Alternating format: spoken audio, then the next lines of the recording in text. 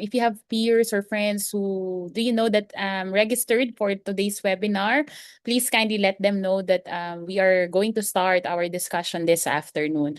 I am Casey Ann Cruz, the Communications Manager for ShapeC program, and we are very happy to have our moderator and speakers today for the Critical Horizons webinar titled From Inequality to Inclusion, Gender Perspectives on Labor, Informal Work, and Social Protection in Southeast Asia. So some house rules for today's discussion. Let us show respect to our participants and speakers despite differing beliefs and opinions. We are coming from different and diverse background and from across the region. If possible, we also encourage you to turn on your cameras, that it helps us feel more connected in this online space. Please keep your microphones muted when not speaking. Lastly, we strongly encourage you to participate actively and engage in the Q&A sessions and share your valuable insights. You may also use our chat box to contribute, and our peers from the ShapeC Program Secretariat would be able to share it during the panel Q&A. To open the session for our welcoming remarks with our participants on this discussion, we would like to call our Executive Director, Dr. Vachararutay Jan Buntinad, to welcome our participants. Jan, please. Yeah, I think. Yeah. Good afternoon, everyone. Can you hear me okay? Yes, your microphone is audible. Okay, thank you. So welcome to this Critical Horizon webinar series, which is part of our ongoing effort to promote knowledge dissemination on various themes on human rights and peace in Southeast Asia. This is the second critical webinar series for this year. We try to do one every 3 months, and this topic is very important for us, from equality to inclusion, gender perspectives on labor, informal work, and social protection in Southeast Asia, because as many of you may be familiar with what ShapeC has been doing, but just to share again for those who may be new to ShapeC, that we've been supporting scholars in the region to conduct research on critical human rights and peace issues for the last, we're celebrating 11th year now. And gender equality inclusion has been central to our work and our priorities in supporting. Particularly in last year, we actually had a specific thematic study on gender, human rights, peace, and sustainable development. And there are a number of themes that have been studied through that project. And we also presented presented the findings from that research earlier this year.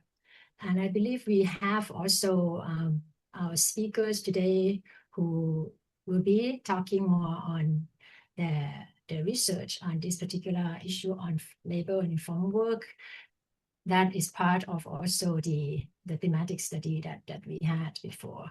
So we also, just to promote that, we are also launching, well, we've launched another call, which is ongoing now, on challenging patriarchal institutions and strengthening anti-harassment responses in ASEAN as our effort to ensure that women's rights and gender equality is central to the research support that ShapeC is doing. So this webinar today is very significant. We have a number of speakers, and I'm very excited to have them with us. And I'd like to thank them also for joining us today, and also Associate Professor Sirijit from Mahidol University, who has also been working with us in the previous seminar. So without further ado, I'd like to welcome everyone once again, and looking forward to a productive discussion this afternoon. Thank you.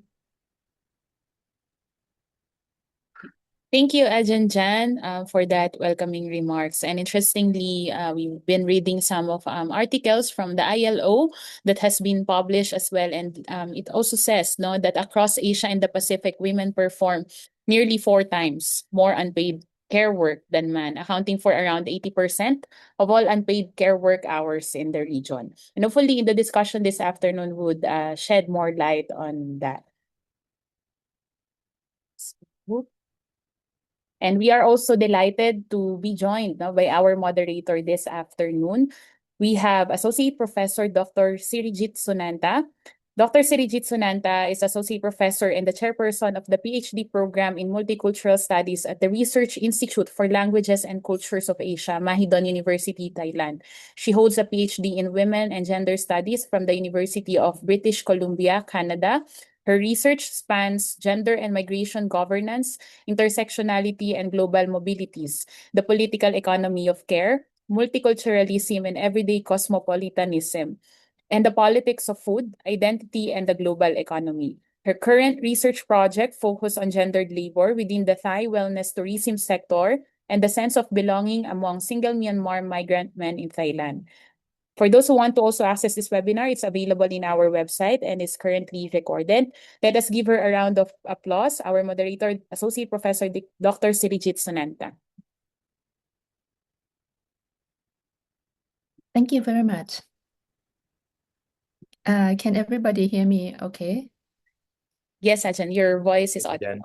Okay, great. Thank you, first of all, the Shepsi for inviting me to be a part of this very interesting and I believe very inspiring webinar on gender inequality and informality, especially in the aspect of care work and social protection, which is a very important issue in Southeast Asia.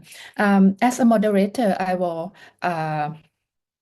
facilitate this session by introducing each speaker, and we have a very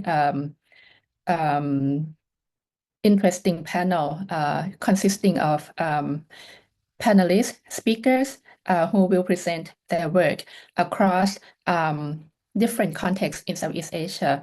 The first speaker in this panel will be Miss Marcel Kayanan from Dignity in Work for All from the Philippines.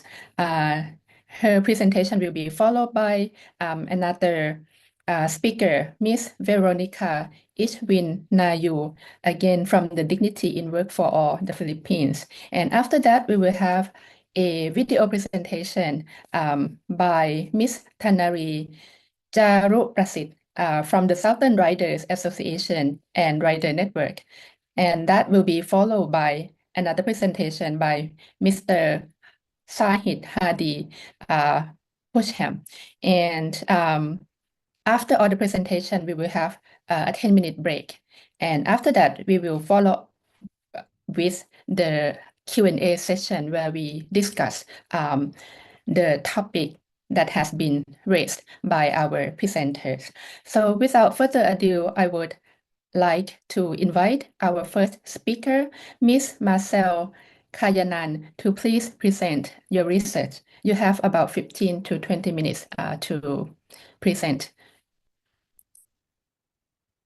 Yeah. Ms. Maisel, would you like to go first or Veronica? Yeah, thanks, Professor Sirijit. I think Veronica will go first. She'll be presenting her session first. Yeah, Thank and you. I'll go next. Thank you. Thank you. So Veronica, go first? Or you will go? Yes. Okay. Yes. Hi, everyone. Thank you so much, Professor Sirijit, and colleague everyone. Nice to meet you. This very hot climate from Indonesia. So I'll be presenting about the how we understand gender inequality in formal and also informal work. So probably this is already kind of familiar for everybody that we have like a very structural gender issue. It's a problem and concern related to aspect of women and men's life, including their specific needs that include gender stereotyping, gender discrimination, and the variant of harassment and abuse, and also domestic violence and multiple burden. So when we talk about these gender issues, of course, it relates to work. And also when we talk about work, women and men in the world of work, there's always a gender issue nuance there. Like for instance, like gender discrimination, it probably not show like a very subtle kind of discrimination, but it can also be formed in like a behavior around the workplace, and it also often normalized by the society, and of course there's also reflect in their company culture, and also like when we talk about harassment and abuse, it's not like it it not has to be like harsh, but it can be in form of microaggression, and then like unwanted attention from other gender and other sex, and also multiple burden that's common.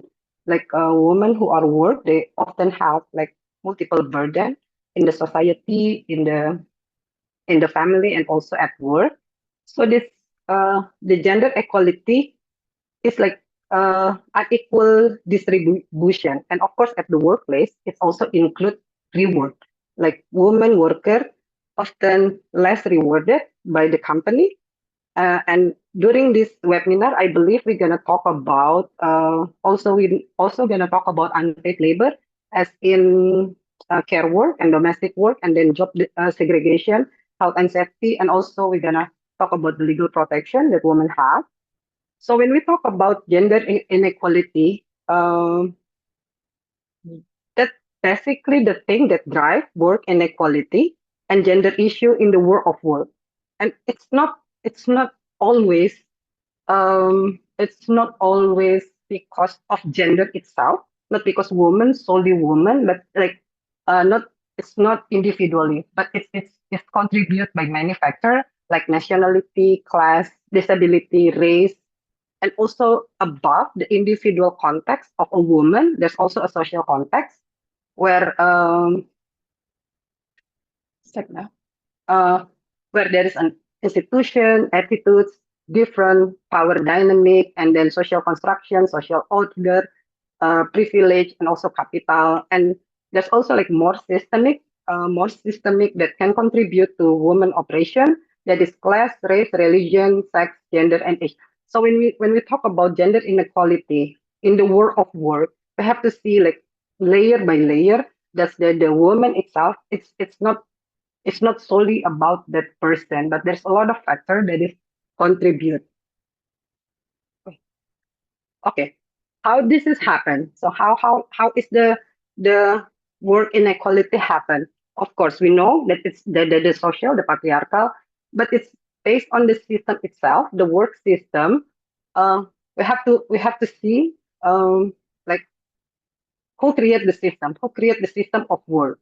Usually the system, the management system created by the headquarter, and it's usually by privileged group from higher education. They have power, they have privilege, and it can be very far from the reality of worker, and especially the reality of woman worker.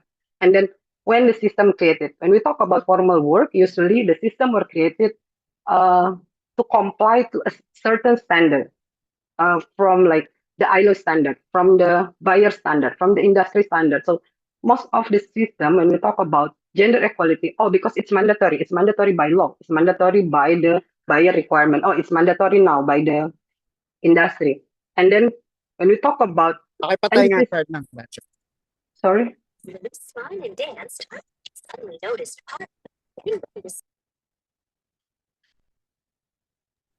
You may proceed, Miss Veronica. Thank you. okay, thank you. And when we talk about system, there goes a decision maker who make the decision to implement the system. And because women are minority, mostly the decision maker are their leader. The leader solely men. Of course, there's a lot of women in the industry, but dominantly, if we're talking about the industry that is male dominated industry, mostly the decision maker are also male. And the system implement usually for the majority of population. As based on my experience, I work a lot with a palm oil plantation, and then usually it's more priority of men, because there's the the most population of the worker are men, and then who implement the system. The system usually implement by those they understand the operational. But when you talk about gender, when you talk about gender equality, they don't really like understand. They don't really have the awareness about the gender equality or women rights. So they just do it as a business as usual. And then the system created for men, of course, and benefit from the system. They usually men because basically they when the decision made, it was far from understanding what is a woman's challenge, uh, and then because there was like probably just 3 to 15%, they don't consider as a priority. So this is like the sample of gender issue in the world of work and labor. Like most company, they have like policies and procedure about gender equality. They have policy and procedure about opportunities, like equal opportunity. But when we speak another layer, when we talk about another layer, is it like is it enough throughout the policies, the non-discrimination policy, the non-discrimination procedure? But when we talk about we see another layer in the gender issue. They already have like perspective, like men doing physical work, and then women are more doing detail work, and then less physical work.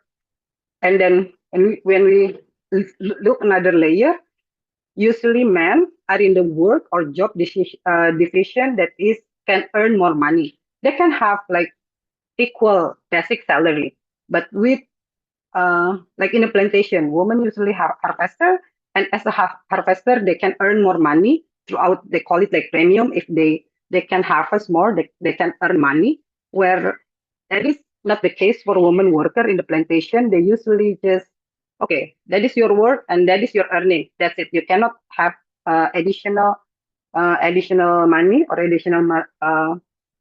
earning. And then when we talk about that, also another burden is double burden that women usually they cannot take overtime because they have another responsibility at home. And then the protection system also more suitable for men, like the personal personal protective equipment. It's all designed basically for men. Like based on our experience, like if we go to plantation, it's difficult to simply find the correct shoe size as a woman. And then also male worker, I usually um, consider as a less vulnerable, so they don't have to give like special benefit for women like menstrual leave, maternity leave, and other benefits. And then also there's a social and cultural norm where men they are primary provider. So it's normal for them to have more, while women, their salary is like helping the husband or the partner. So the root of everything, of course, it's patriarchal. And then the next part is when we talk about vulnerability. Women work in the formal work and then informal work, they have like different kind of vulnerability. Like in the formal work, of course, there's an income disparities. I already mentioned it. And women in the formal work, they also often have more challenge to get their permanent work status. They usually work as a casual worker, and mostly because their work is not considered as core work, and then lack of protection, and then limitation of access, like by law in Indonesia context, by laws, women workers are entitled for menstrual leave, but usually they have it in the company. But usually, when women try to access that menstrual leave, there's always a question: do you feel sick? Can you not be able to work? Instead of just giving it because it's like protected by law. And then also in some, my colleague Maisel gonna explain more about this, but women worker usually also handle like responsibility beyond their work, like in service, in hospitality, and then also different benefit between men and women. Like usually housing facility is only given for men. And then like in Indonesia, we have like social protection. And then usually women worker and only get as individual. While men worker, usually they have the whole family coverage by that national security protection. And there's also that, like when we talk about equal opportunities in the formal work, it's kind of challenging for women because women have to face uh, more challenge compared to men, like in the social, like the way they have to do their work. And then, yes, there's also still lack of representation, leadership, and then decision making, especially that's include in the participating in labor union.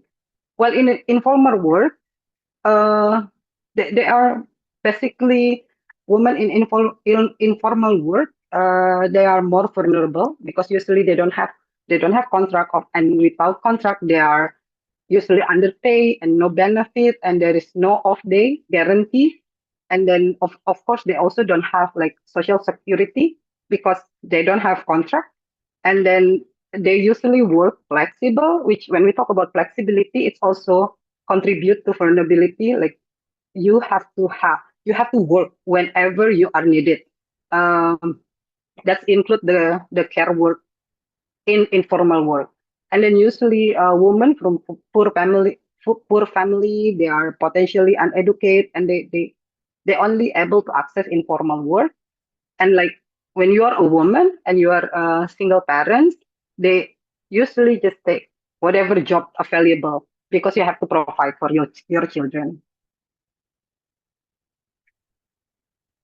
So this is how gender stereotyping contribute to work inequality. You can see on the right side of your screen. So dia is a pronoun. So we are lucky in Indonesia we use neutral, and then I use a simple Google Translate. Doctor mean male, nurse female, manager male, secretary female.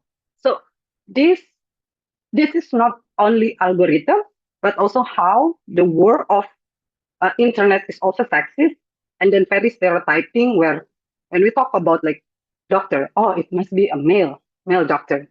So this stereotyping contribute from the very first time when we do work, like from recruitment process.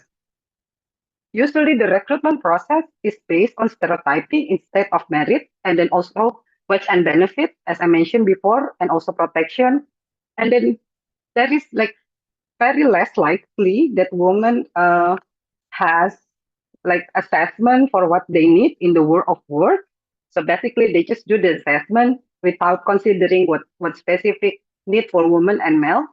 And then on leadership and representation, when there is like a woman as leadership, they usually like copy the male leadership style in order to legitimate their leadership. They like a woman should be look like strong and then have a firm voice, that you are a good leader. And then also gender-based violence and sexual harassment is the high risk is because most of the women, they don't have like the awareness or even the knowledge that this is like kind of harassment because they are not having the knowledge and education. And then the enabling environment is not available when you are a victim of GBV or sexual harassment. You are less likely to report because like the company, they don't have like really clear understanding how to deal with the situation, how to support victims. That's happen all the time. And then okay, this is just for fun. Like this is how invisible we are.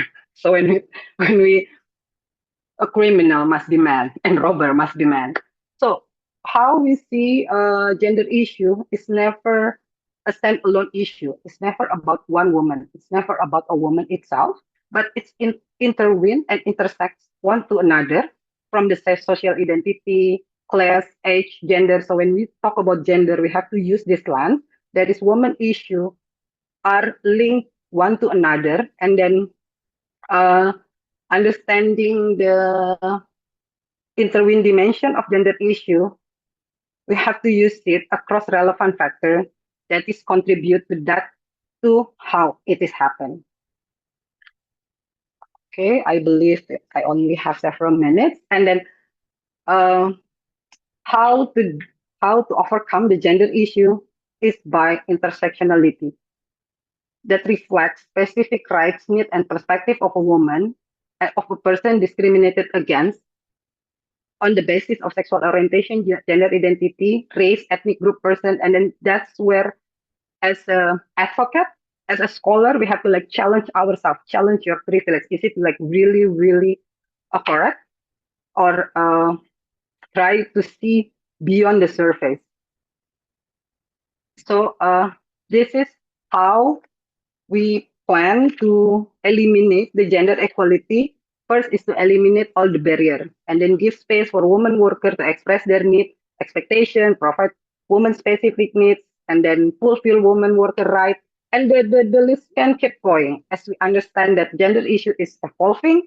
So it's a good sign here and there, even though we still have challenge. And lastly, for all of us, thank you, Professor Sirijit. I think I'm gonna give the forum back to you. Thank you very much, Veronica. Very interesting perspective from Indonesia. I would like to now invite our next speaker, Marcel Kayanan. Would you please proceed? Thank you, Professor Sirijit. Just to check if you can see my screen. Yes. Yeah.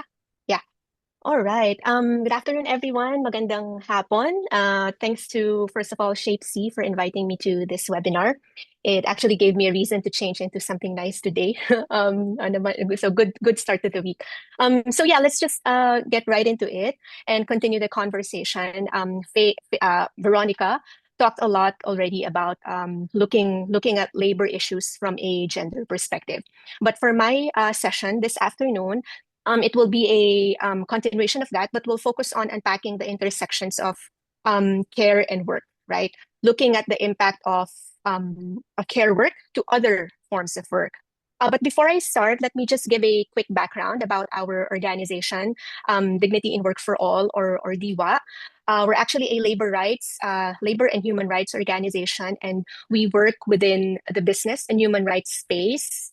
So what we want to see, or our vision, you may call it, or what we're working towards, is empowered workers, their rights being respected, protected, fulfilled, and they are being treated with dignity.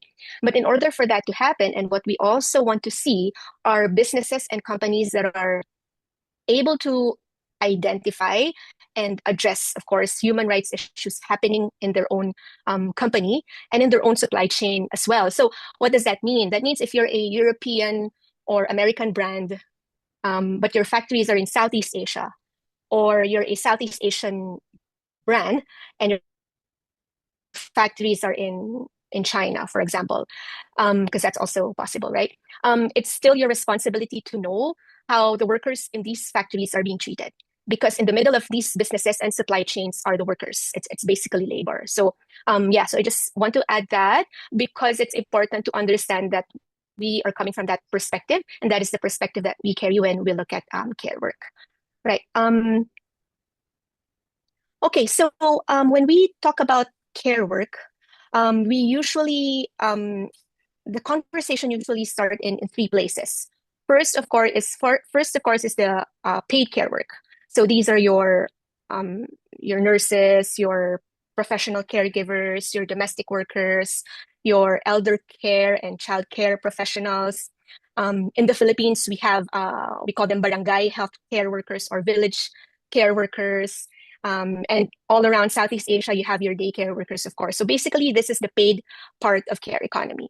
Second would be the household and domestic care, the unpaid work inside the home, of course, doing domestic chores, caring for different members of the families, the kids, the lolo, the lola, right? And then, of course, the third would be the care infrastructure that supports both paid and unpaid care work. So these are your daycare centers, your clinics, basically any infrastructure that is meant to lessen the time and burden of unpaid work or unpaid care work. So usually that's where the conversation starts. But the broad definition of care work is that it's basically anything and everything that ensures the day-to-day well-being and development of persons, whether physical, emotional, economic, right? And so that's basically how it's framed in this ILO publication you can see on your screen, but also in a lot of care frameworks that the ASEAN and of course ASEAN member states have or are developing right now. So as you can see on your screen, there is a growing momentum within ASEAN to tackle care economy as a priority, right? So the ASEAN Comprehensive Framework on Care Economy, it was just adopted a couple of years back. And then some ASEAN member states have started to develop their action plans as well to implement this framework. These are just some of the examples that are already finished, so Indonesia and Malaysia. I know there are others as well, but I know for a fact that for Philippines, it's the development is still ongoing, and I think also for Cambodia, right? So the ASEAN Care Framework and the other national plans, what do they reference? They actually heavily reference on the 5R framework for decent care work. So if you look at the brief of this session, it mentions the 5R. I won't go into detail on this, but what this framework is, I mean, it's pretty much self-explanatory, which I like and appreciate. You can literally picture what needs to happen just by reading the 5Rs. Recognize, reduce unpaid care work, represent the care workers, reward and ensure decent work for care workers, and of course, redistribute unpaid care work, or both paid and unpaid care work, right? So, I mean, that's the very shortcut way of explaining 5R. But yeah, the ASEAN Care Framework recognize this 5R framework as a reference and guidance. But what these frameworks don't really tell us clearly, and I'm talking about the ASEAN, right, framework, is who is actually supposed to do the 5R, right? And that's where the conversations become limited or lacking, because the who usually tends to default to governments, right? And that's why all of the national care policies, if you have a quick look at them, all the national plans that I just showed in the previous screen, the strategies and the action points will be implemented primarily by the different government ministries and departments, the social welfare department, health department, and other departments, right? Which is, absolutely necessary. Don't get me wrong. The government remains to be the main duty bearer, right, from a rights perspective, but it's not the whole picture, or it's not enough, right? The frameworks, they don't mention the role of the private sector, or if they do, it's very limited. There's no clear guidance to what employers, companies, businesses in the global supply chains can do. And from my perspective, they also have the duty to look into this matter, right? Because whatever labor practices they promote or uphold will actually affect the millions of workers or hundreds of workers and the workers' families as well. And I think Veronica already made mention of that a while ago. But let's paint a more concrete picture of why that is, right? So here I want to use some examples from agricultural economies in Southeast Asia. We chose agriculture, specifically palm oil, because a lot of agricultural economies are organized in such a way that they become microcosms of society. But also because Southeast Asian countries, a lot of us are obviously agricultural economies. You have Indonesia and Malaysia as top producer of palm oil. Philippines, top producer of coconut, right? And Cambodia, you have rubber, and so many other raw materials come from Southeast Asia, right? And these raw materials are important parts of global supply chain.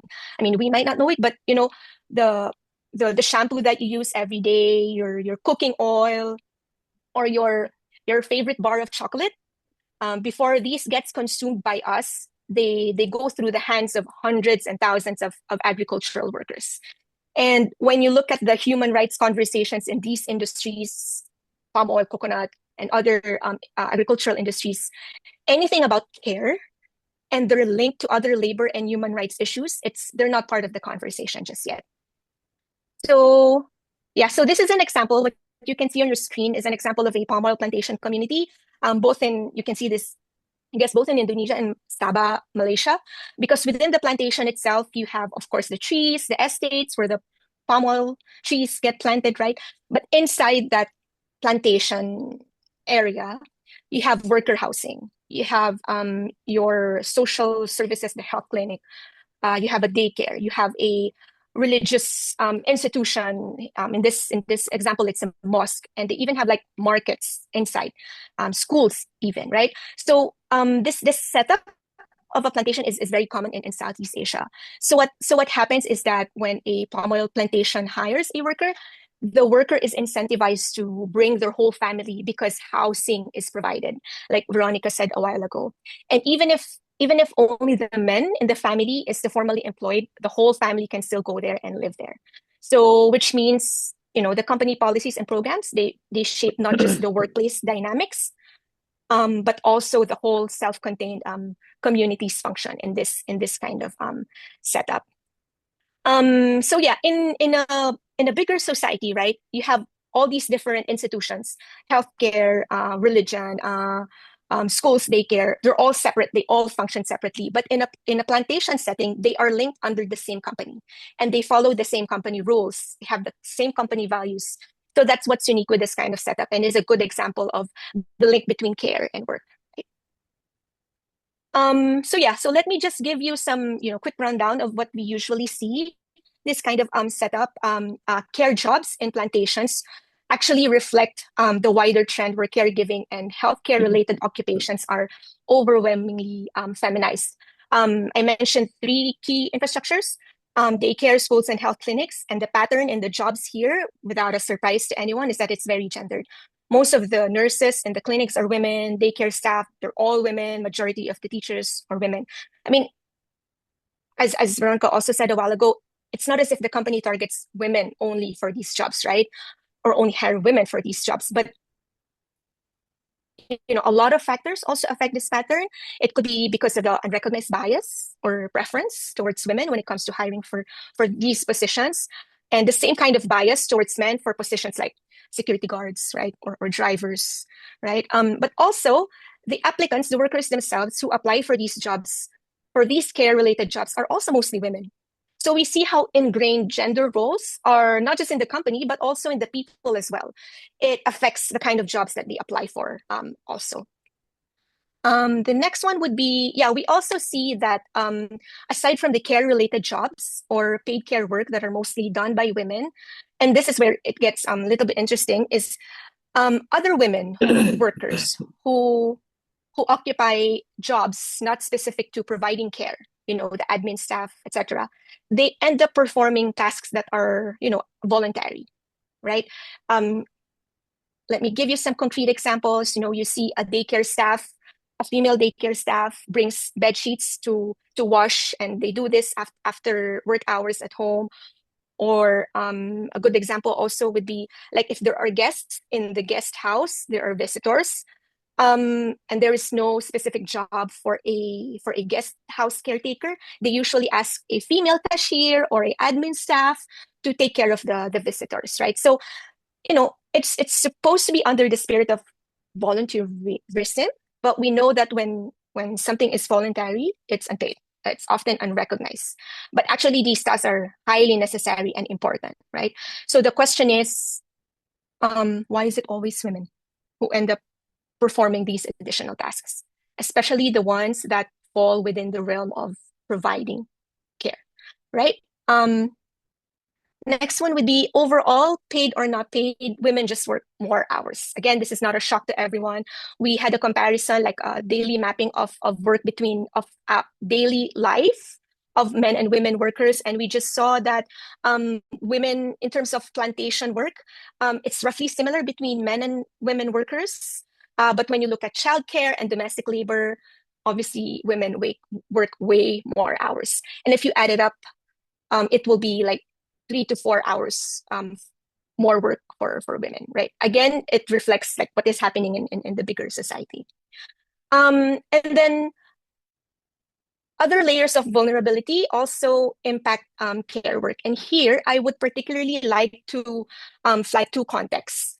The first is migration status, right? So in Sabah, Malaysia, the palm oil sector relies heavily on Indonesian and Filipino migrant labor, and some workers don't have the legal status to work in the country yet. So the precarity shows up because they have limited access to formal social services, and they could be treated as invisible workers. And the likelihood of women or the wives of the employed male workers are the ones pushed into this invisibility or informality, right? And they are forced to accept less formal work arrangements just to get by. Sorry, I hear some background noise. Right. Okay. Thank you. And then the second context would be within the context of agricultural smallholders, for example, coconut smallholders in the Philippines. And one thing to flag here is that the pay structure. Smallholders typically work on a piece rate system where they get paid per amount of harvested or processed rather than like a fixed monthly wage, right? So the whole family works, contributes to the output, and then the pay would function as a family income given to the head of household, which is typically a man, right? And it goes into the household pot basically. And then of course, smallholders won't have the same access to employer provided care infrastructure or services. So no company clinic, no company daycare. So whatever care infrastructure does exist, it's whatever, is in the household or in the barangay or village where, it could be limited in many far-flung areas. Okay, so like I said a while ago, when we talk about care economy, the first picture that comes to mind would be the professional care workers, right, and unpaid care. And but actually, care norms can also shape labor markets. The same belief system that assign care responsibilities to women inside the household also influence the responsibilities that get assigned to women and men outside of the household, and who gets hired, who gets promoted, who gets paid in agricultural work. And that's why, as Veronica said a while ago, we see mostly men leaders, right? And we see mostly women in jobs related to caregiving. A lot of women feel like, they don't want to have leadership positions because it would simply add more to their responsibilities on top of what they are already doing, which is a valid point, right? So, the concept of house husbands are already becoming popular and accepted, right? At least it is in the Philippines. But of the many hundreds of families in the plantations that we go to, whether in Indonesia, Malaysia, Philippines, I have not met a single family where it's the woman who is employed or it's the father who is a stay-at-home, right? Nor have we met like a single female-headed household, right? It's as if they don't exist, right? So even though companies don't explicitly promote that, it cannot be helped, right? That company policies, values, assumptions about gender roles and capabilities have a real and concrete influence or hand in shaping, the community as well as the lives of workers. Yeah, I think this is my last slide. So I guess my last point would be is that, gender issues and inequalities that we talked about today remain largely unacknowledged and unaddressed, both in business and human rights frameworks and the emerging care economy frameworks in the region. Again, using the ASEAN Care Framework as an example, we can say, that it recognizes gender imbalance. Yes, it recognizes that care work is predominantly performed by women. They do that, but it doesn't ask or address why. That doesn't address why or the gender norms that need to be unpacked and changed. To be fair, the framework also promotes shared responsibility. But what is the role of men in that shared responsibility? They're not tackled sufficiently, in my opinion. And there are already countries outside of ASEAN with more progressive strategies, like, training men as primary caregivers or pushing for longer paternity leave. These are concrete gender redistribution strategies, actually, but, they're not yet in place at the moment. So I hope the national action plans become more deliberate in adopting these strategies. And then we look at the business and human rights frameworks. These are the ones that actually shape company behavior, so that they are held accountable when it comes to worker welfare.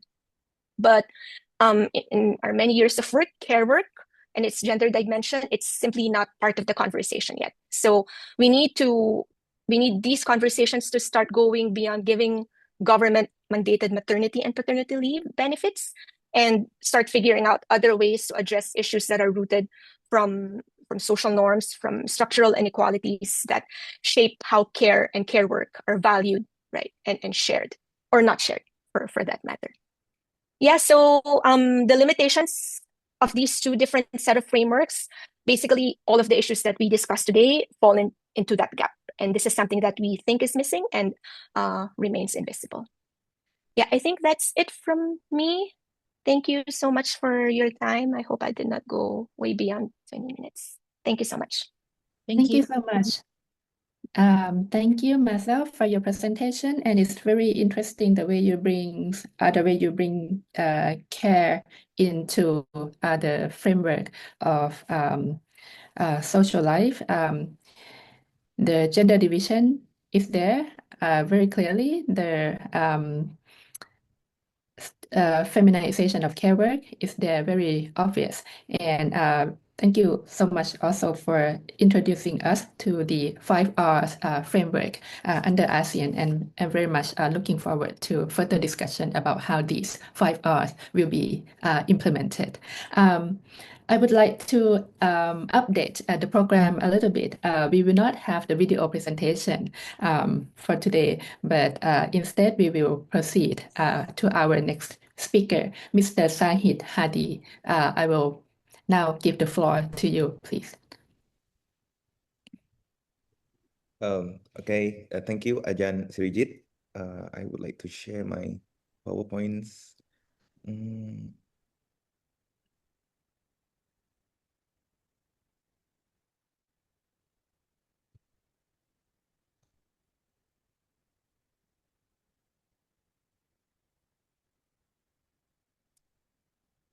Oops.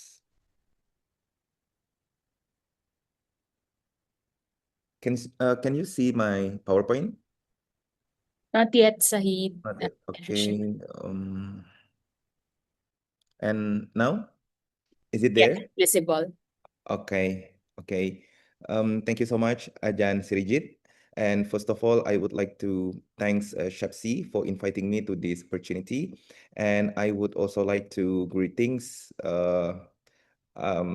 the Shapsi teams and our moderator, Ajahn Srijit, the speakers, we have Veronica and myself, and also our distinguished participants. In this session, wait, I need to hide the meeting control. Okay. Okay. In this session, I will be presenting the informal workers protection and gender inequality in Indonesia with a focus on a critical review on Indonesia's new law on the protections of domestic workers that just passed by the legislative this year.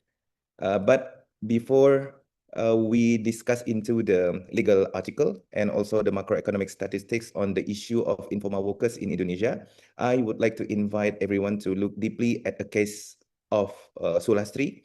This is, of course, not a real name, a 45 years old woman, informal workers in Pekalongan, Central Java, Indonesia. I met her in a research related to the human rights impact of bankruptcy to garment and textile workers in Indonesia last year. On September 12, 2024, a devastating blow hit Sulastris and more than 500 workers in a garment and textile company in Pekalongan, Central Java, Indonesia.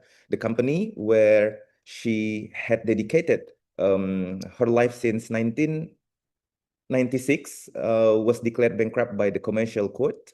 And at the age of 45, Sulastri suddenly found herself laid off. Her situation grew even more precarious when shortly after the layoffs, her husband fell sick. And overnight, Sulastri became the only one who responsible for supporting her sick husband and their children. And to survive, she was pushed by the situation into the informal sector in Indonesia, taking on irregular odd jobs, or in Indonesia, we call it as serabutan, and working as a domestic workers from the dawn until late at night, almost every single day without a break. When I interviewed her, with tears welling up in her eyes, Sulastri shared words that are truly heartbreaking for me. She said that time, everything has been sold for our needs. We have sold what we had. We are very miserable. It is so difficult. for 300,000 rupiah, equal to 17 until 18 USD a week, is very difficult. Even 25,000 rupiah a day, equal to 1.40 USD, is very difficult. As she spoke these words, she wiped away the tears streaming down her face.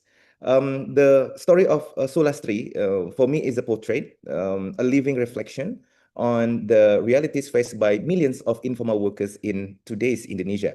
With every passing minute, informal workers face structural barriers to enjoy the human rights and frequently fall becoming victims of systematic human rights violations.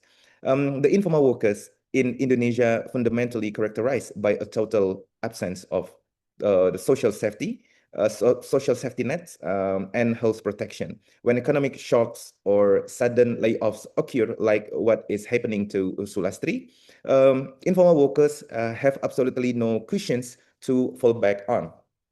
And on this research, I argue that the Sulastri's case demonstrates a clear violations of the right to decent work, the right to an adequate standard of living, and the realization of other economic and social rights for workers.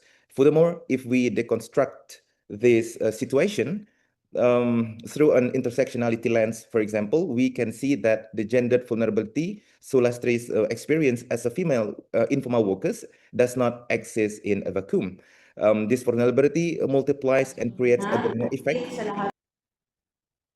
Okay, a domino effect on her immediate family. Ultimately, it threatens her husband's and also her children's right to access decent education and adequate healthcare. And at the end, the economic crisis of informal workers and family inevitably becomes a crisis for the future of the next generation. Having witnessed this personal phase of vulnerability through the story of Sulastris, let us now go to examine the larger landscape within the Indonesia's macroeconomic framework. According to the 2026 Labor Outlook report published by our Ministry of Manpower, the data reveals a deeply concerning figure. 55.3% of Indonesia's total employed population relies on the informal sector for their livelihood.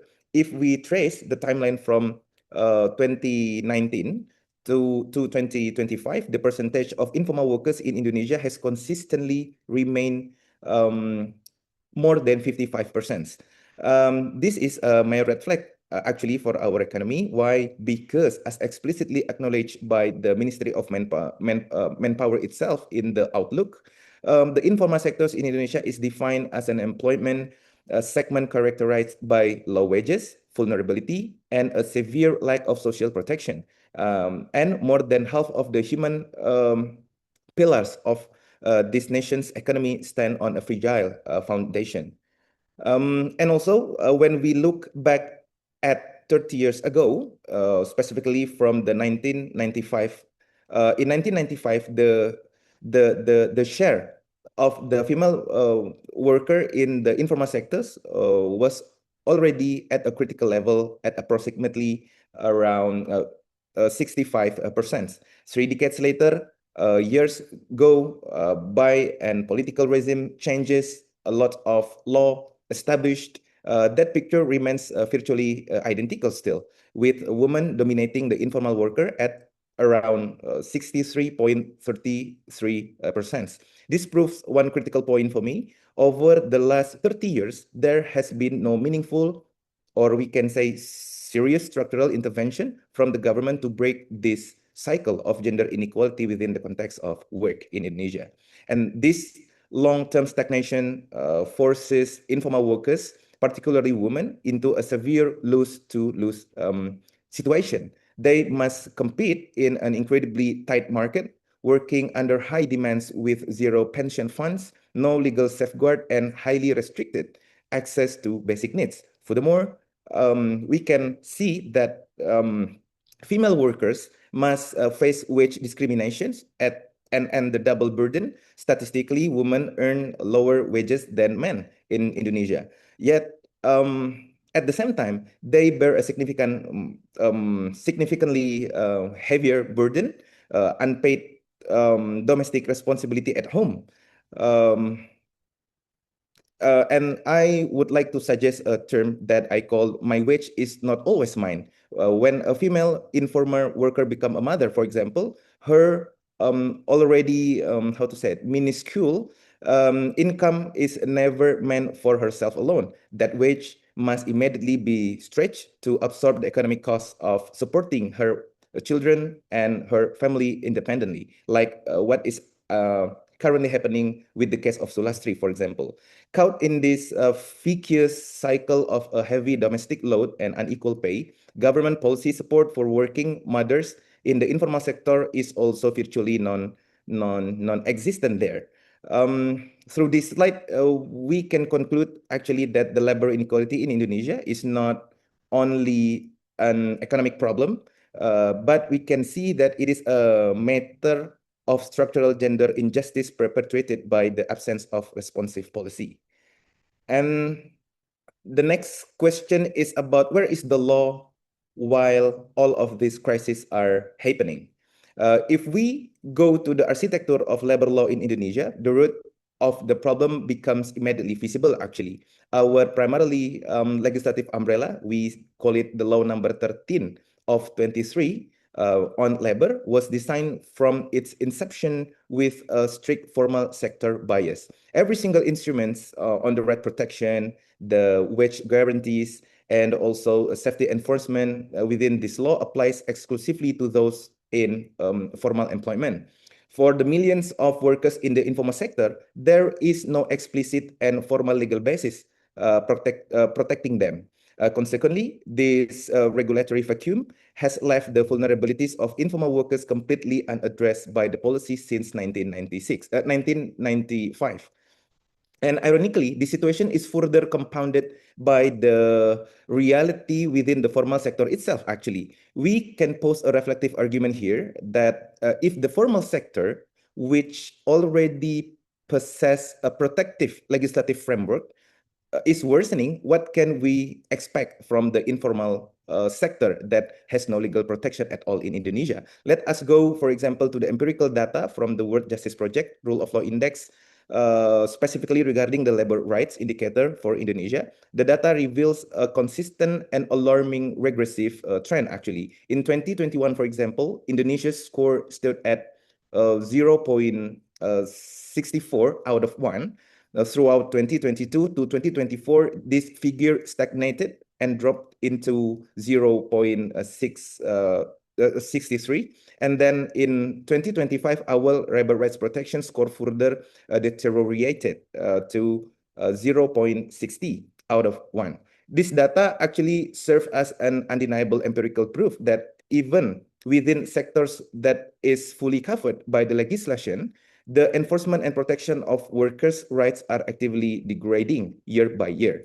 However, after a long-waited, struggling and intense pressure from various civil society organizations, a new chapter actually began in 2026 in Indonesia. The Indonesia government finally enacted the law number 2 of 2026 on the protection of domestic workers, or we call it Undang-Undang PPRT, for the protection of domestic workers.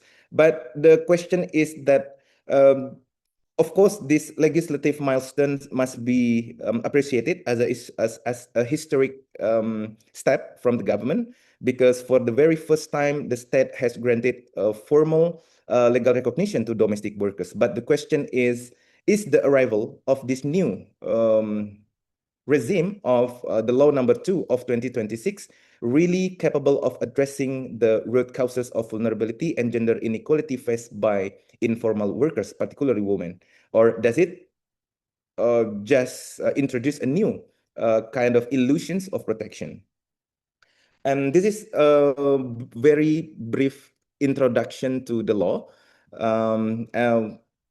Some of the important points is that the enactment of this law was driven by a very real pressing sociological urgency. Domestic workers possess a highly unique and specific set of characteristics, unlike corporate-based workers. For example, a domestic workers' workplace is situated in a very private sphere, and their working hours, the nature of their tasks, and their relationship with the employers are deeply private and personal. On the other hand, the demand for the domestic workers in the society in Indonesia has risen continuously years after years. On the other hand, this growth has never been matched by the adequate legal protections instrument that exists. Due to decades of legal exclusions, domestic workers have continuously faced extreme vulnerabilities within the private sphere itself, ranging from the unpaid or arbitrarily cut wages and exploitative working hours to severe risk of physical, verbal, and psychological violence. This reality was the primary catalyst for the birth of this law number 2 of 2026 that we as a public can see it in the preamble section of this regulation. To break this cycle of vulnerability for informal workers, the law attempts to formalize the professions of domestic worker by restructuring its definition and employment frameworks. First, from a legal standpoint, a domestic worker in this law is now professionally defined as any individuals working for an employer within a household scope in exchange of wages. This is a critical legal affirmation, actually, that informal workers entitled to economic rights, not only the traditional what we call as helper. Second, regarding the employment patterns, this law recognizes two distinct pathways: a direct employment relationship with the household employer or an indirect relationship through a service provider like outsourcing agencies. The most crucial element here is that the legal mandate requiring these relationships to be formalized through a written employment agreement between the workers and the household. And then the third one is regarding the scope of work. The law delineates an extensive and non-exhaustive list, actually, of tasks, including cooking, washing, housekeeping, childcare, elder care, disability care, gardening, and driving, provided that these duties pertain to household affairs and are mutually agreed upon the initial contract. Furthermore, under a specific article in Article 15, the law codifies the fundamental rights of domestic workers that must be fulfilled by the employers. These rights include, among other things, is the right to human working condition, the right to financial and physical welfare, the right to social security, the right to a safe work environment. And the final point in this briefing notes for this law is which is equally critical in this legal regime, is how the law governs dispute resolution when conflicts arise between the workers and the employers. This law designs a tiered mechanism that prioritizes a community-based approach, or what we call as restorative justice, or in Indonesian's term, we call it musyawarah mufakat, between the workers and the household. But based on this stipulation, normatively speaking, the text of this law appears to present a comprehensive protection structure, actually. However, we must look beyond the written text when we scrutinizing a law. Is this law really addressing the issue faced by informal workers, especially women informal workers? My short answer is no, because this framework fundamentally fails, actually. Why? Because instead of dismantling the root causes of marginalization, this law actively perpetuates what it is called by Iris Young, for example, a structural injustice, or by Virginia Mantovalu with the state-mediated structural injustice against female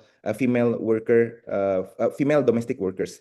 My first critical critique center on what I call as the illusion of labor relations. If we closely look or closely scrutinize the legislative text, indeed, the socio-economic rights such as wage rates, the leave entitlements, the religious holiday allowance, or in Indonesia we call it as THR, are not anchored to rigid, non-negotiable normative legal standard enforced by the state to the employers.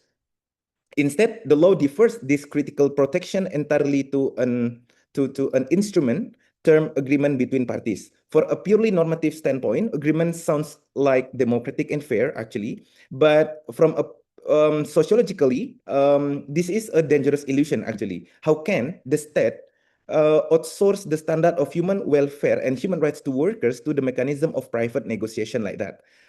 When empirically, we know that in the reality, workers possess almost zero bargaining power when confronting the employers. When bargaining power is structurally asymmetric like that, mutual agreements becomes nothing more than a legal, how to say it, euphemism for the coercion of the vulnerable by the dominant one. And my second critique concerns the gender blindness in this framework and its complete disregard for the intersectional vulnerabilities. This law treats really clear the domestic workers as a gender neutral subject. In doing so, it erases the sociological reality that the vast majority of domestic workers are women who navigate, among other things, distinct biological and sociological life experiences. The law lacks explicit norms establishing gender-specific protection. Instead, the law bizarrely, for example, reinforces that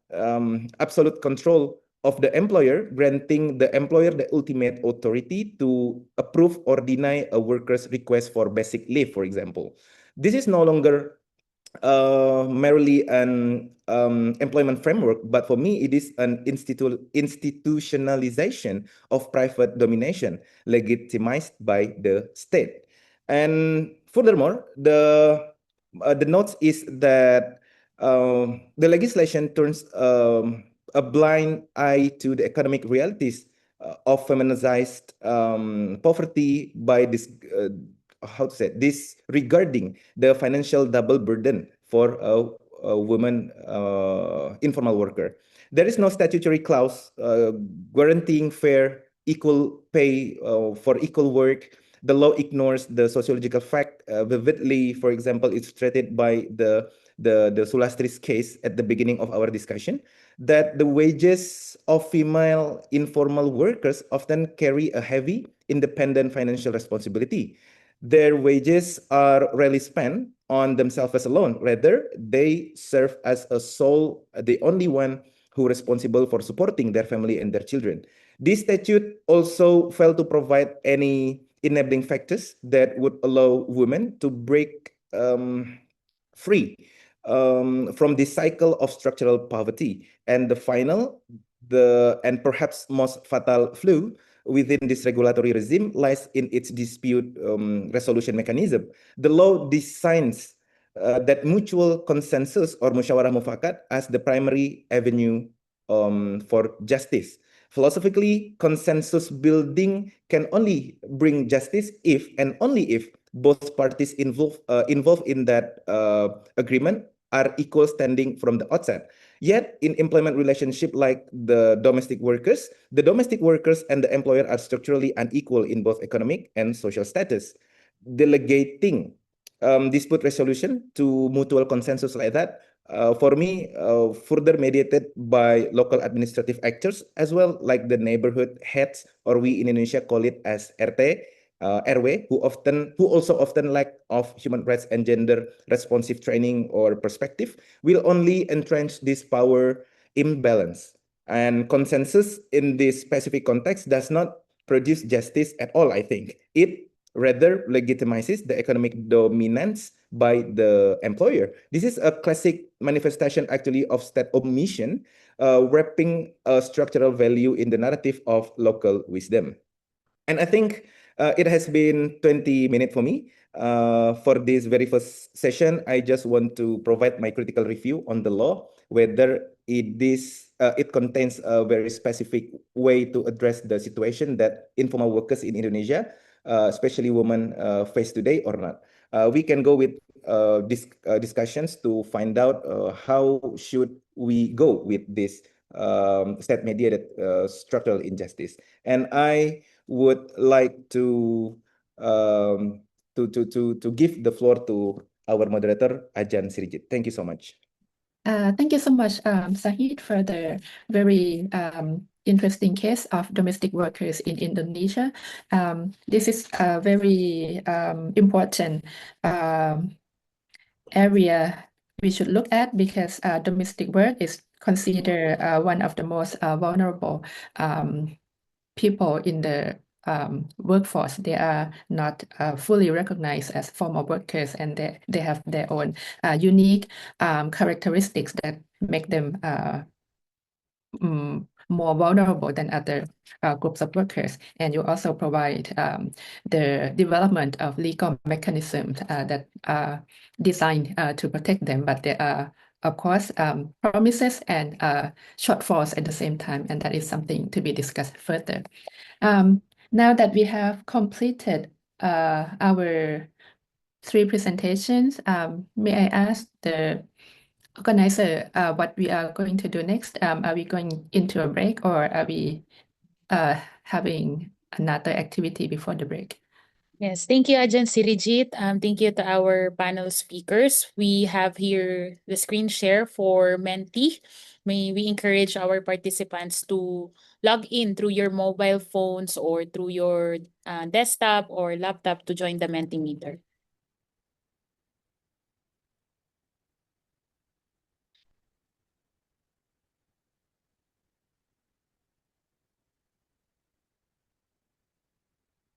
We only have one participant yet that is joining, so please scan it with your phones.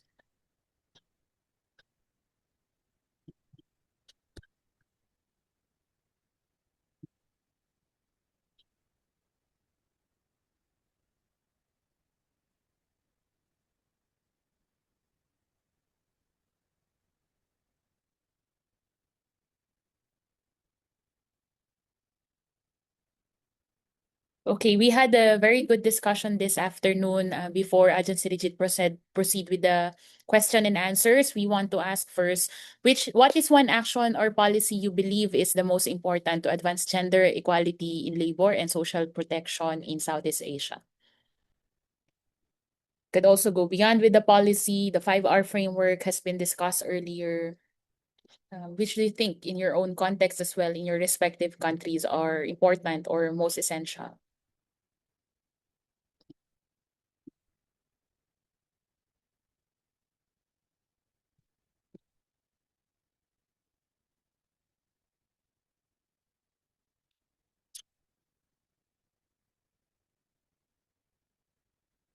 We have here equality, strengthening the implementation of gender-responsive labor and social protection policies, particularly by expanding social protection for informal and migrant workers and enforcing equal opportunities. We can also look into the policy briefs from the Philippines WPLA in the 20th Congress. Inclusion of all gender identity in policies and providing spaces or avenues for all to establish gender fair policies.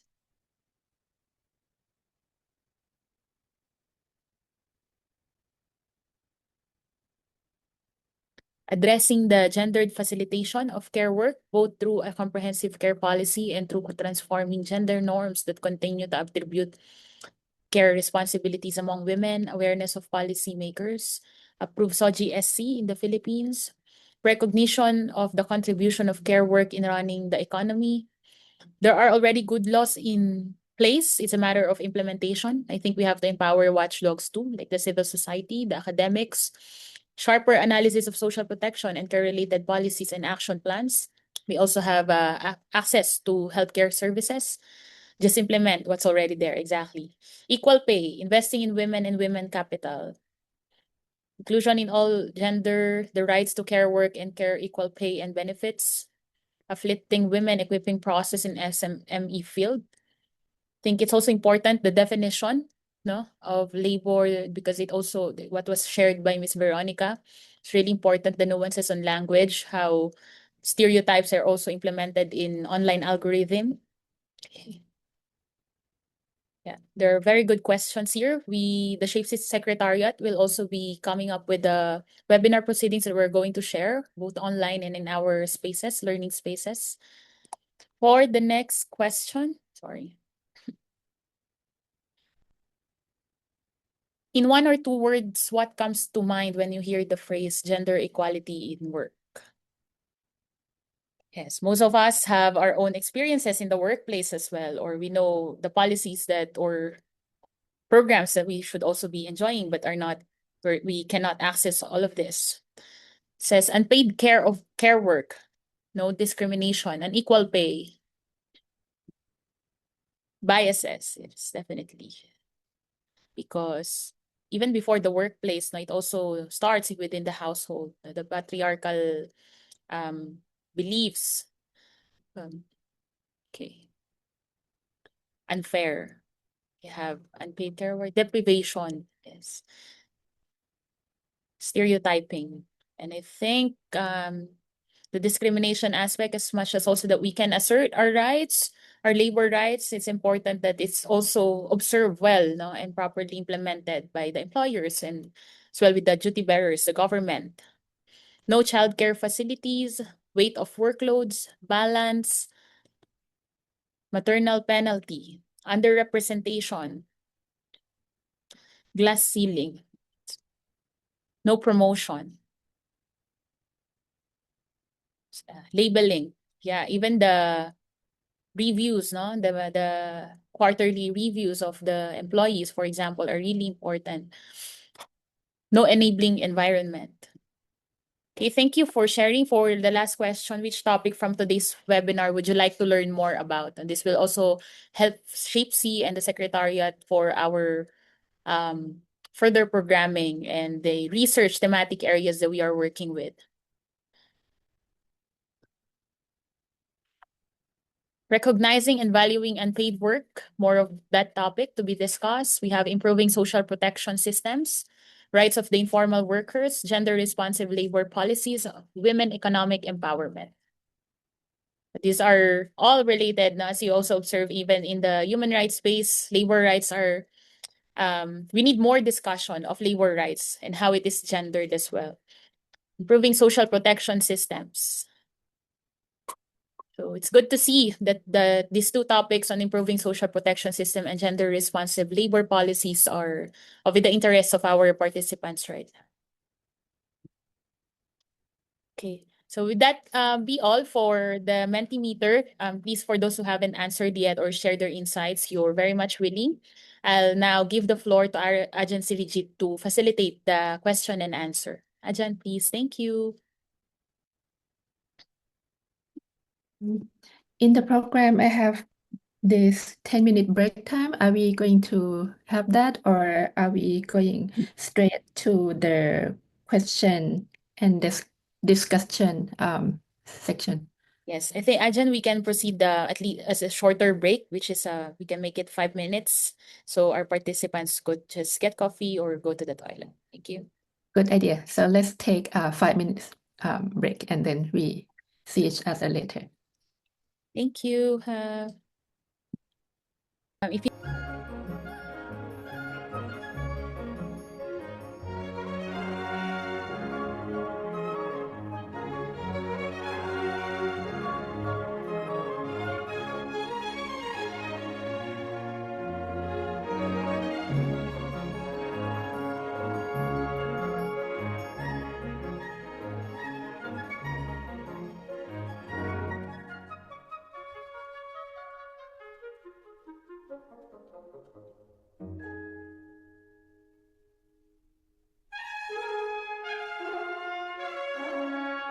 Welcome back, everybody. I hope you are back from a very good short 5-minute break. So the next session will be the question and discussion time. And I would like to first of all thank you again all the presentation for the session.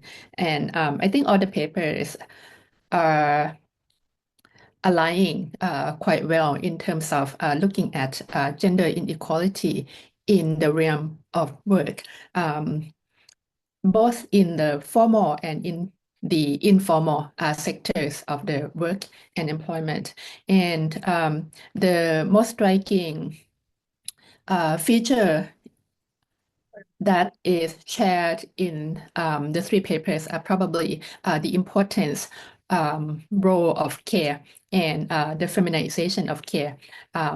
Both paid and unpaid care work carry out most of the time by women. And that is also something I have also been studying myself in my research. And I would like to share a little bit my research in the Thai context to add a little bit of the Thai context to our discussion today, because we don't really have a Thai paper to complete or to complement the Southeast Asia or the ASEAN context of feminization and gender inequality in work and employment. So my own research focuses on the women who work in the wellness and hospitality sector of Thailand. As you probably might know, that Thailand is a very popular tourism destination, but this economy has been driven by what you might call people in the lower end of the service sector, who are most of the time in Thailand women. And I looked at women who give massage to customers, and these are you can look at this as a form of care work, because they are providing services that make other people feel more comfortable. And these work are considered most of the time in the Thai setting informal, because they're not paid a fixed salary, but rather they are paid by the number of hours that or the number of sessions that they provide to the customers. And therefore, they are not legally protected under the formal legal protection for example, the Social Security Article 33, where they can, take leave and get compensation when they cannot work or something like that. The idea is that the reason behind that is that, tourism sector is something that can be sensitive to all of the things that are happening both inside Thailand and outside of Thailand. So the tourism income is kind of fluctuating. And in time of crisis, such as during the COVID-19 pandemic, the tourism sector has been gravely affected, and the people who worked in the tourism sector suffer the very difficult situation.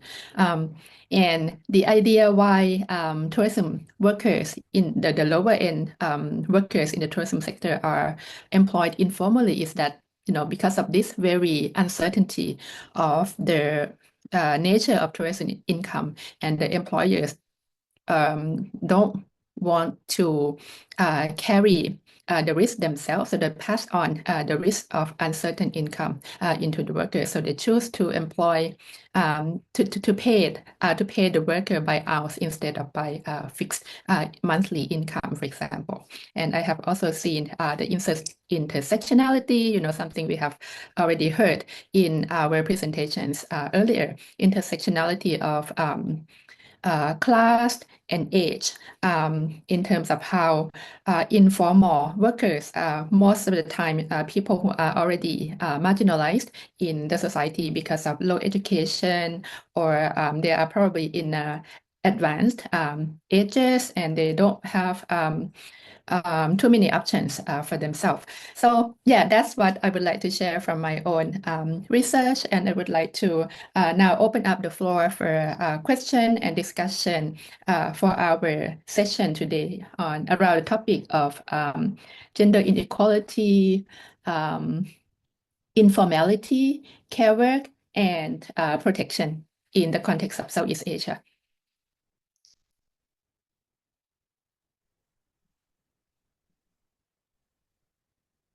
For our participants, if I may, Ajan, you may raise your hand to be addressed, or you may also put it in the chat box.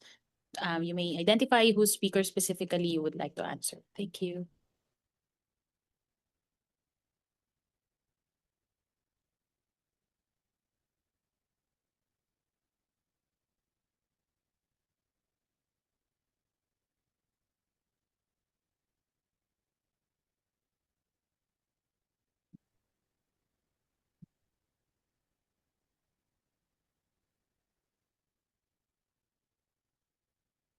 So may I maybe start by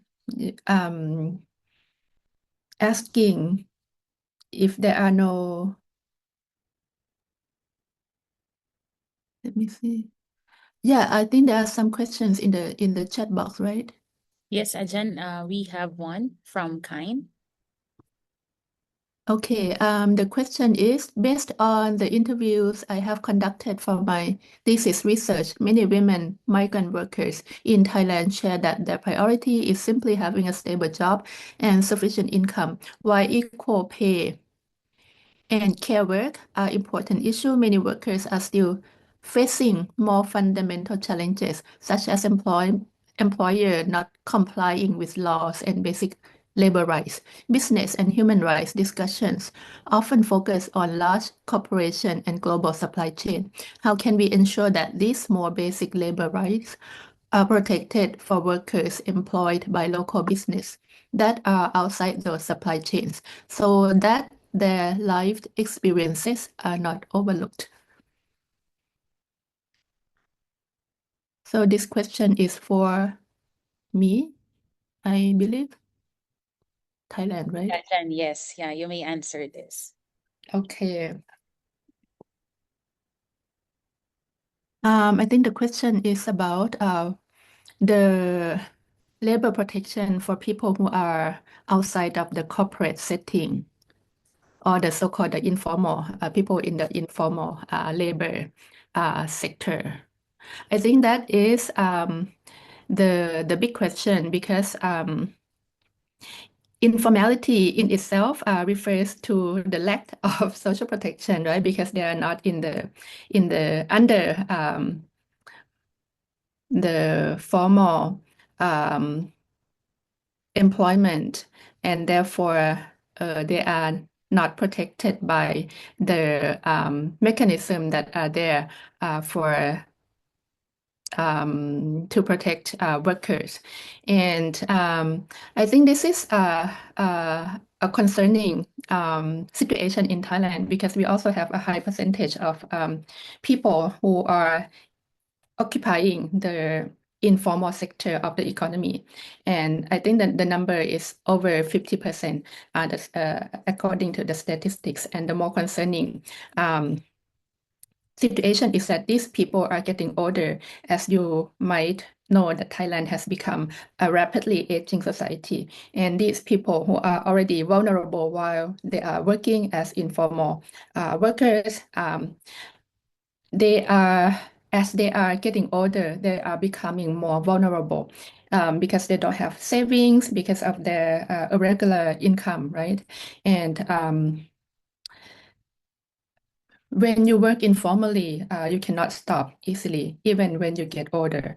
So the situation is that they have to keep working even when they are not as strong as they were in their younger age. But because of informality of the work, once you stop working, there's no income coming. So it forced many of the older people who are the underprivileged, who are working class people, to continue working. And I think although Thailand has the universal healthcare coverage that cover pretty much everybody, but still there are other concerns. For example, livelihood, right? How are they going to continue feeding themselves and their family when they are older and they are not strong enough to work, or they cannot work as much as they used to in their younger age? And I think this is the gap that the Thai government and other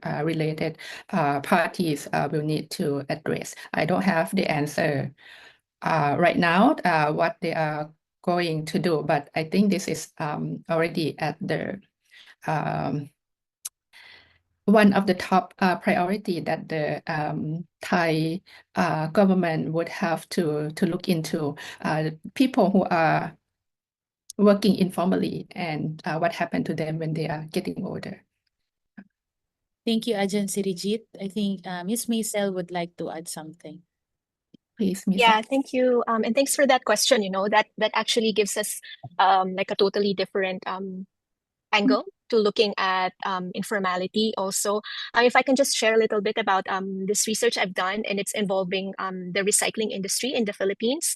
I mean, it's similar to similar to the question in the sense that we see some smaller businesses, we call them SMEs, small and micro enterprises, small businesses that could be seen as outside of the global supply chain, right? I think that was your question. And when I was doing this research, we worked with a lot of junk shops in the Philippines, and junk shops are classified as informal businesses. The workers there, they don't have employee-employer contract. They won't have anything. They will just ask you, "Are you free to work today? In a month?" Then yes, okay, then you can work with us. So it's very informal. But we saw some initiatives of bigger corporations, multinational companies and corporations, where if they are very committed to addressing human rights issues down to the very lower tier of their supply chain and even to their very smaller suppliers, if they're committed to that, they actually can. So some companies, they already try to make sure that even in these junk shops, in these small junk shops, workers at least get minimum wage, right? They get at least like, health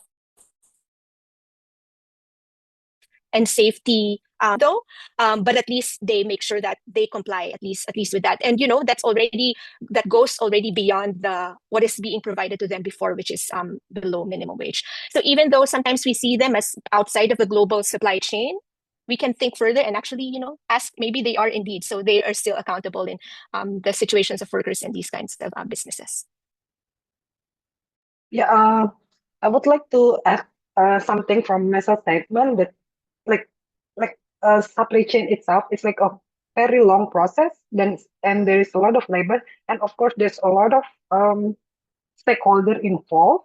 So when we talk about compliance, like in the smaller scale of the production, like in the plantation sector, for instance, like the smallholder, it's not their only responsibility, but it's like the structure of the supply chain, starting from the brands. Like all the brands also have a responsibility to contribute uh, to the workers' rights and then the women's rights. So it's never like a sole responsibility of a component or a sector in the whole supply chain. And also the Mas Hadi mentioned, it's also the state also responsible. So in order to achieve gender equality and gender justice, it needs like a lot of stakeholder involved. So when we try to advocate one thing, meaning we have to ask everybody, like in the production, to contribute. And also in the context of gender, like even though like men basically are the kind of the oppressor based on their life experience, we also need to involve them, because like the behavior change, like it cannot stop by the awareness and the knowledge, but it also have to change into the behavior change throughout the whole process of the labor, to ensure that women have their rights. So it needs a lot of work, a lot of um, a lot of stakeholder involved. Thank you, Veronica. We have another question for Ajahn Sirijit. This is Dr. Orminita. I'm currently based in Vietnam. The last time I visited Thailand, I saw lots of informal workers. Does the current setup in Thailand give more financial flexibility for those masseuses? If yes, how would you propose a policy that protects them while also retaining that financial flexibility?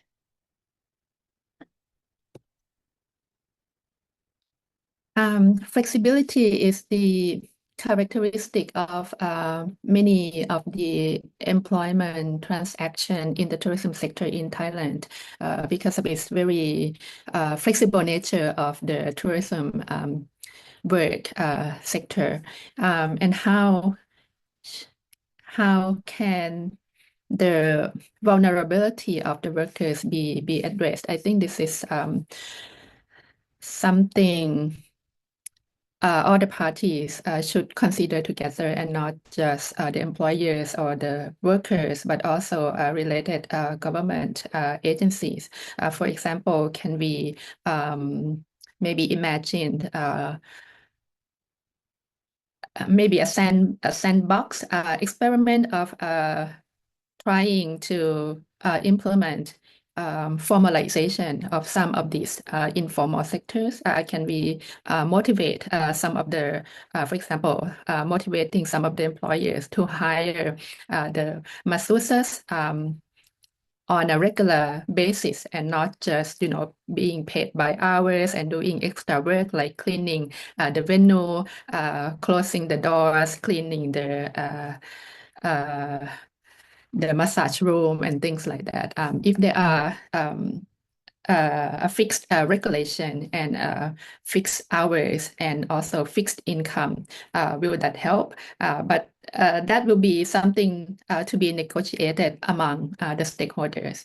And I think this is something worth considering. I also interested to answer one more question about the aggressive and the bossy. So it's very common when women are raising their voices and they will attack the identity of the woman itself instead of the content, what she trying to say. And then about the media, yes, I also mentioned before that media and internet is very masculine, because if we talk about algorithm, there's always a soul and a face behind those algorithms. So yes, uh, the media, the internet also patriarch, also uh, also steering by men, and that's for me personally, probably most of the families sitting in this room also believe that probably the gender equality, um, will not happening during our lifespan. But uh, also it's also important for us to teach our younger generation, like in one of our programs, the gender equality education we started from the very early stage. Like we teach the children in the plantation starting from the elementary school and then the junior high school and then senior high school with different level of understanding. It's a long road, but it's worth it. Like we cannot stop the media. We cannot stop the internet, but we can also always do a counter narrative. Like we're having this space. I think this is also meaningful for us to to take up the space from all the patriarchs to talk more about gender equality, to talk more about women and girls' rights. So as long as we keep talking, as long as we keep uh, voicing our voice and become the voice of those voiceless, it will change. Yeah. Yeah. Thank you, Veronica. And then I will read the other questions. Can I put an ad? Okay, sure, Sahid. Okay, thank you so much. I think there are a lot of questions, but most of the questions is about what can we do with this situation and data that we have from a lot of parties, not only from the NGO sector with its civil society work, but also from the academia one. I would love to start this discussion with the question from Kane. It is true that today, in practice, a smart mix approach or method is utilized in advancing the corporate responsibility to respect human rights within the business and human rights framework. Generally, this responsibility is binding only for what it is called as larger scale corporations. And this juncture, if we are discussing to push the enforcement to enforce the state duty to protect human rights, I personally disagree actually with this smart mix approach in business and human rights, because it allows companies that fall outside the scope of national business and human rights regulation that is binding to evade the accountability mechanism. And there are a lot of data actually that shows small scale business actually contribute to the adverse impact of human rights from their workers. However, the current reality is that the smart mixed approach that is exactly what many countries have adopted, like in Norwegia, in German, and also within the context of ASEAN. Indonesia also is currently developing a compliance rule for the businesses with this smart mix method as well. From a more structural perspective that emphasizes individual function within the society, we must look at this situation critically, I think. At this point, I would like to encourage that academia must step up and move beyond merely describing the law. We must advancing a critical research agenda that actively deconstructs these regulatory illusions through the state-mediated regulation. Academia, I think, can go to expose how the state's reliance on these voluntarily frameworks or the how to say it, semi obligatory framework effectively shields small and medium enterprises from scrutiny, thereby institutionalizing human rights violations against informal workers, including women. And then, based on my previous research, academia must serve, I think, as an intellectual intervention to uncover what we call as the hidden nature of injustice within these smaller entities. We can go with this role actually within the context of our society. And ultimately, alongside the public, academia, I think, can transform an academic knowledge into a vital channel to challenge and disrupt the structural violence experienced by informal workers. And also, there is a call as well, I think, if we go with the theory that Iris Young promoting through the structural injustice, we know that as a public beyond academia, we can also serve as a channel to uncover this injustice experience by informal workers by amplifying their experience through our channels. Yeah, it is just a short an ad from me.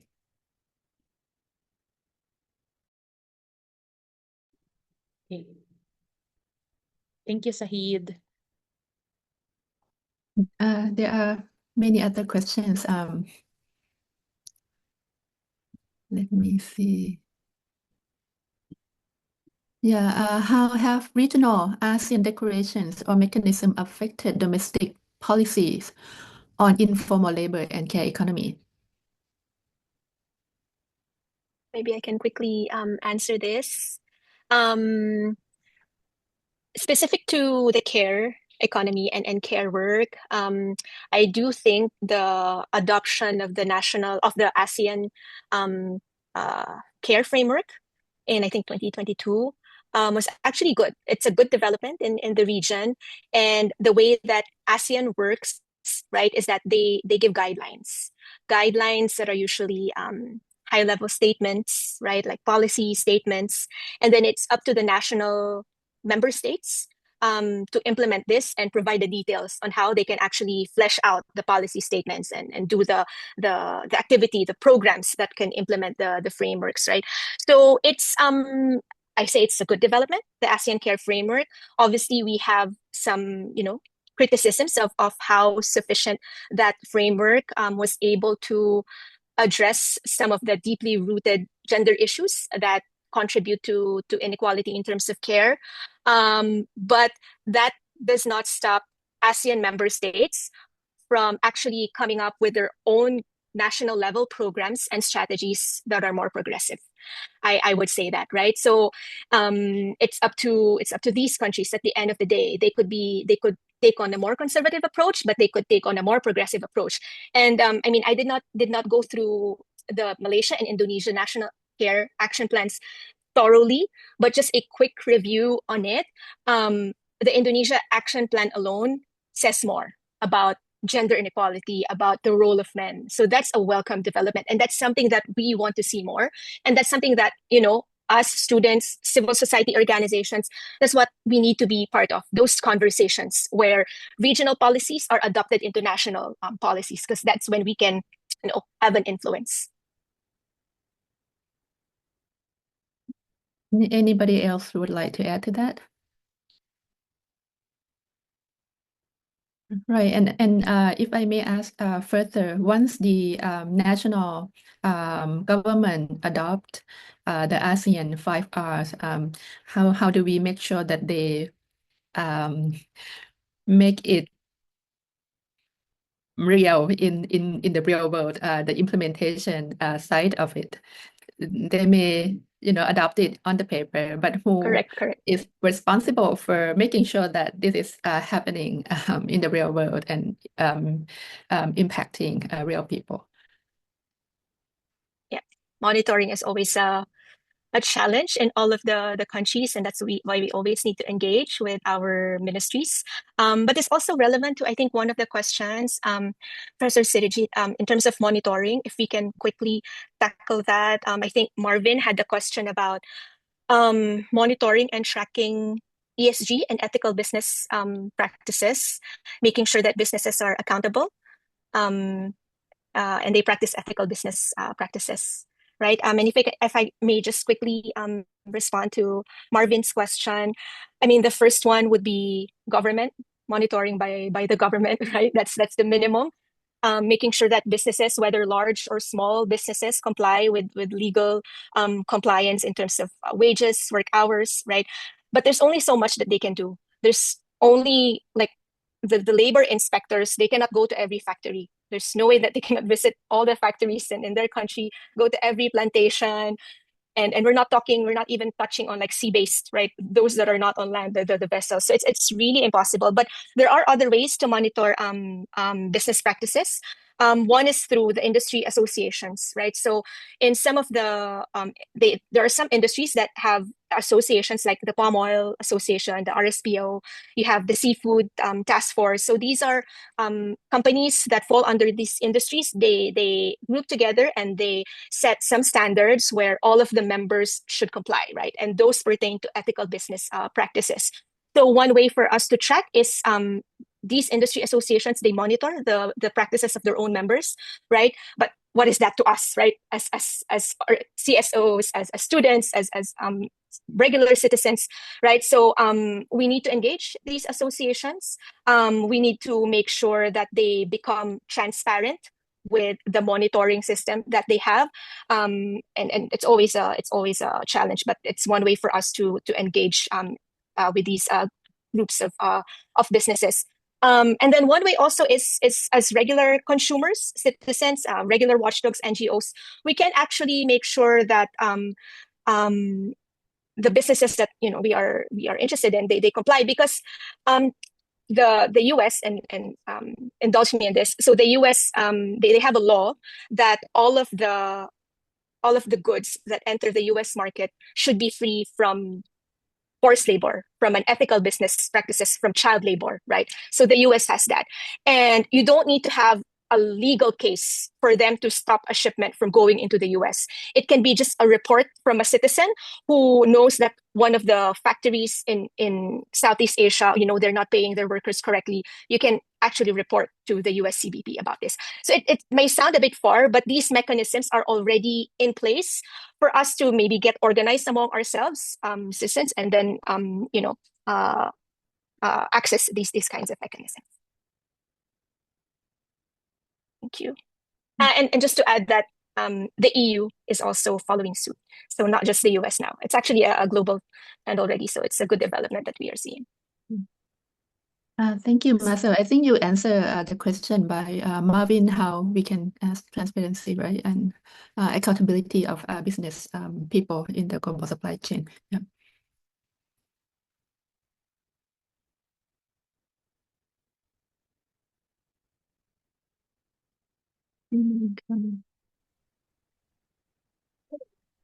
We have a question from Nusrat Asima. So the question is about, I figure out that most of the families migrated for betterment and futuristic plan, but under the layer, I feel that the female income in big and small companies and institutes are lower on same scale for female as compared to men, the pay gap. But I am not sure how to question that. And if I put it in my work, then how we avoid the forces factors, which is obvious but not stoppable. I think the question is about the pay gap between men and women in the work and employment contracts.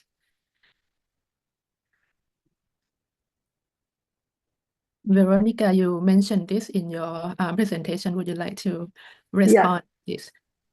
Yeah, sure. If there is a pay gap, as sorry, Nusrat, I don't quite understand your question. But when pay gap, basically it's supposed to be protected by the laws, and not only the laws, but also the company itself. So the equal pay for equal work recently already being the norms. Like every company should have like equal pay for equal work, regardless of gender, and then also like ILO regulation, ILO convention also have it.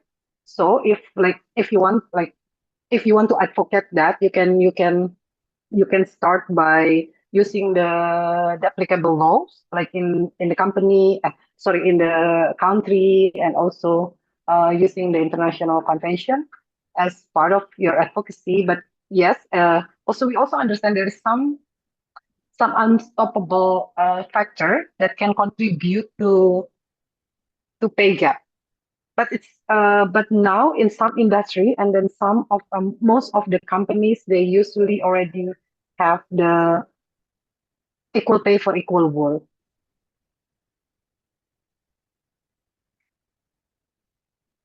But it's also it's equal pay is not like really subtle. Like, okay, because of women you pay less, and then because of men you pay more, you get more paid. But like in my presentation, it can be very layering.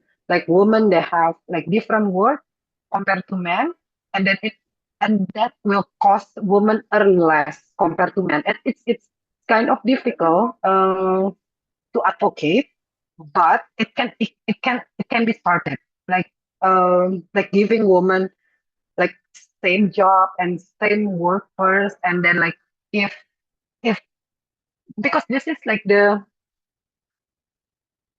easiest way when we see inequality, right? Like pay gap, women get paid less than men. It's uh that's why when we advocate that, it has to be like start from the company, from the place that you are working. Thank you, Veronica. I would like to move to some of the other questions that we have. One is about gender stereotype, I think. How does the persistent media framing of powerful women as aggressive or bossy, which are terms that are rarely applied to men, which typically discourage young girls from pursuing leadership position in early life, like something as minor as being a leader of a school group project, something like that. So how do we address gender stereotype in the media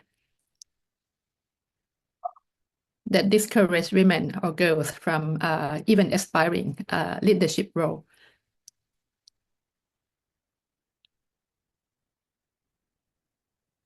I think Veronica, you answered this. I mean, you a little bit talked about this a while ago.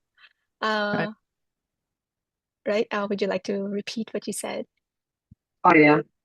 Basically, I almost forgot what I'm saying. Okay, so when we talk about media, when we talk about the internet, of course it's sexism everywhere. Like when we talk about media, the media narrative, like most probably they will also contribute to discrimination.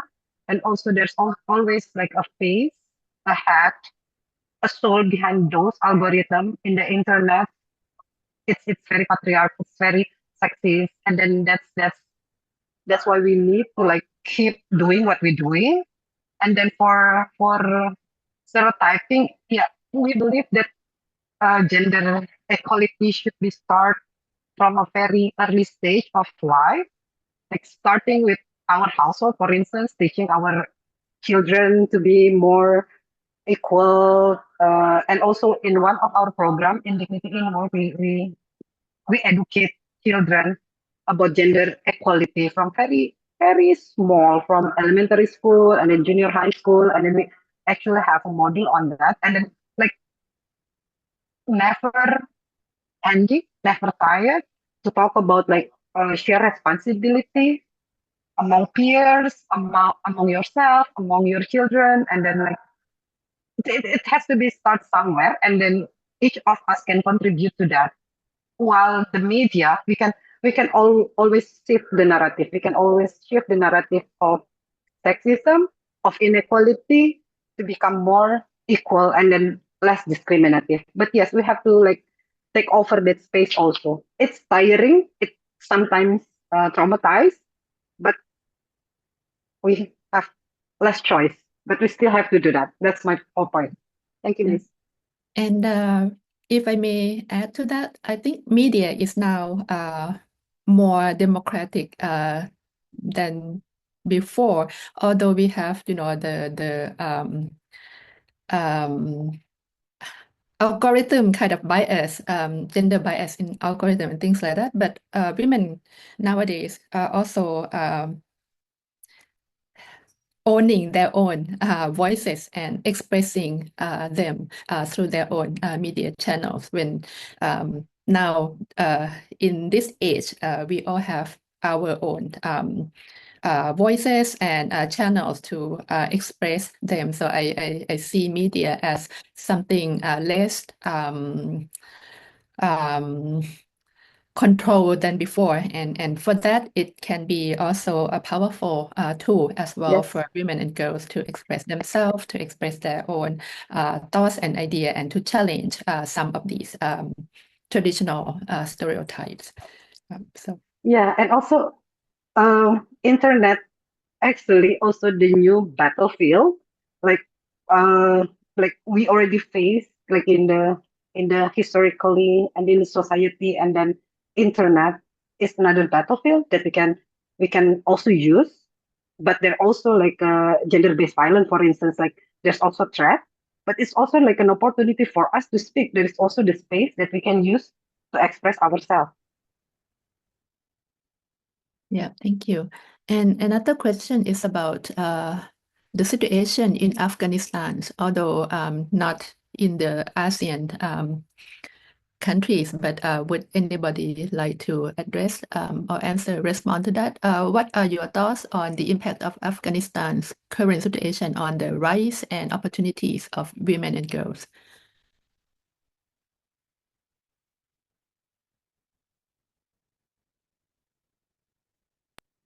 Hello?